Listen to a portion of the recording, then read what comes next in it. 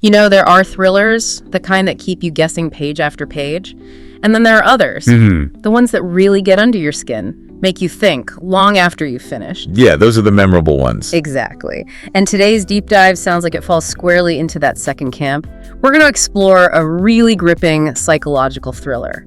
But not just the book itself. Right. We're looking at it through a specific lens. Precisely. Our mission today is to unpack a comprehensive review of Karin Slaughter's novel, We Are All Guilty Here. Okay. Think of this as a shortcut for you, the listener. We want to get to the heart of what this particular review found so compelling. So distilling its take on the plot, the good points, maybe some issues. Exactly. The key strengths it identified, any minor concerns raised, and ultimately why the review thinks this book connected with so many readers. Got it. Now, just for a taste, the review flags this right away. Mysterious disappearances, small Georgia town. Classic setup, maybe. But then it adds layers. Right. We've got an FBI psychologist involved, and the review really highlights this fascinating structure, dual timelines. Ah, okay. That does sound intriguing. Not just linear. Yeah, it immediately signals something deeper, doesn't it? We're not just solving a puzzle, we're seeing how past and present are tangled. So where does the review start pulling these threads apart? Well, you've hit on something crucial there. The review suggests these aren't just background details. The town, her job as a psychologist, those timelines. It argues they're integral right from the get-go, foundational even to the story's whole psychological feel. Foundational, okay, so not just set dressing. Not at all. The review claims they're critical for understanding the themes. It's how these elements work together, shaping the emotional landscape of the story. That's where the review sees the brilliance. Okay, so let's dive into that central mystery then. Disappearances, small Georgia town. The review says it's not just a standard setup. How does her being an FBI psychologist in those timelines signal something more is going on? That's a great question. It's easy to say integral, but what does it mean here? The review points out it's immediately more than a whodunit. Because she's a psychologist. Exactly. It tells you we're going deeper into motive, into trauma, the messy insides of people's minds, both the criminals and maybe the victims. Right. The review suggests Slaughter uses that professional viewpoint to really explore guilt, complicity, how secrets fester in a community. And the timelines. You mentioned the review found them sophisticated. Yeah, sophisticated is the word the review uses. And this is where it gets really interesting, apparently. It's not just for, dramatic effect. Okay. The review argues it's a very deliberate choice. It builds suspense, yes, but by revealing character and backstory bit by bit. Peeling back layers. Precisely. The past directly informs the present mystery. It's like a psychological X-ray, showing the roots of present issues, maybe even in the protagonist's own past. Making it personal for her.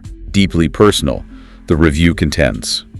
So that interweaving of time, that's what lifts it, according to the critique, from just a procedural into something more profound, a psychological study. That makes sense. The review really seemed to champion that structural choice, but it also highlighted the novel being character-driven. That term gets used a lot. It does. What does the review mean by that, specifically for this book? How does it set it apart, say, from a thriller that's all about the plot twists? Right. Good distinction. So when a review calls something character-driven, it generally means the story moves forward because of who the characters are, their internal lives, their choices, their emotional journeys. Rather than just things happening to them. Exactly. It's less about the external events pushing things along and more about their internal motivations and conflicts. And the review sees this as a major strength here. Why specifically here? Because it lets Slaughter explore those complex themes. We'll get to guilt later, I'm sure, with more depth. Authenticity. The FBI psychologist, for instance. She isn't just solving a case. Her own history, her own flaws, her struggles. The review highlights how these are tangled up with the investigation. It's the engine of the story, forcing her to face her own stuff alongside the case. So you connect more deeply. That seems to be the argument. The review suggests this approach means the characters become the way we experience these big human emotions, these moral questions. You get inside their heads. Okay. It makes it more resonant, potentially more relatable, because you're invested in their internal world, not just whodunit. The review frowns it as Slaughter, using that psychological depth to avoid it becoming just a standard crime novel. And speaking of depth, with these rich characters, the review really zeroes in on the themes. You mentioned guilt and also small town secrets. These feel central, not just background noise. Absolutely central, yes. The review spends quite a bit of time on them. How does it explain the power of these two themes, especially in that kind of closed-off small-town world? How do they create tension? Well, first, the review stresses how the novel explores the nuances of guilt. That's key. It's not black and white, innocent or guilty. Right. Slaughter, as interpreted by the review, unpacks layers of it. Responsibility, complicity, just the sheer psychological weight of past actions. Or even not acting. And that applies to the whole town? It seems so. Individual guilt, sure, but also collective guilt. Shared secrets. Things buried years ago that still cast a shadow. And the small town setting makes that worse. That's the argument the review makes. If we connect this to the bigger picture, that small Georgia town setting amplifies everything. Intensely. Because everyone knows everyone, or thinks they do. Exactly. That closeness creates pressure, keep up appearances, bury the awkward stuff. So there's potential for, collective guilt, shared secrets. It just festers. Creating a kind of suffocating atmosphere. Precisely. Where whispers matter, and the past is never really gone.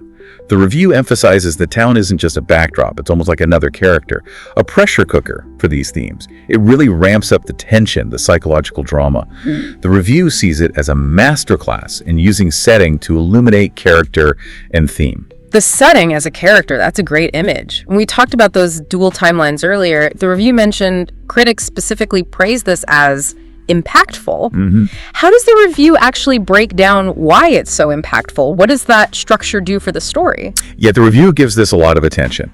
It explains that the timelines work so well because they're not just running side by side. Yeah. They're woven together, intricately. Okay. And they do a few key things. First, suspense. Definitely. There's that constant what happened back then feeding into what's happening now. Drip feeding information. Exactly. The review describes how the novel carefully, almost painstakingly, reveals things across both timelines. So you, the reader, are piecing it together with the characters, like the psychologist herself. Creates real anticipation. And what else besides suspense? Perhaps more importantly, the review emphasizes how this structure reveals backstory that's not just informative, but often emotionally, devastating. It connects the dots between past actions and present consequences. It deepens the whole psychological feel of the novel enormously. So it's not a gimmick? Not according to the review, no. It's seen as an essential tool. Essential for exploring those deep psychological scars linking past and present. It makes the story more compelling, more impactful, because you see history unfolding and echoing through people's lives. Deepens the mystery and your emotional stake at the same time. A very deliberate, precise choice, the review concludes. It makes it resonate. Okay, so it's clear the review finds a lot to praise in We Are All Guilty Here. Powerful structure, deep characters, potent themes. Definitely sounds like it. But even really strong books or strong reviews of books acknowledge areas that maybe aren't perfect. The review did note some minor concerns. Right, which is important for a balanced perspective. Absolutely. We need the whole picture from this critique. What were those concerns? The main ones flagged were predictable villain reveals and maybe some underdeveloped plot elements. Okay. Predictable villains. Yeah.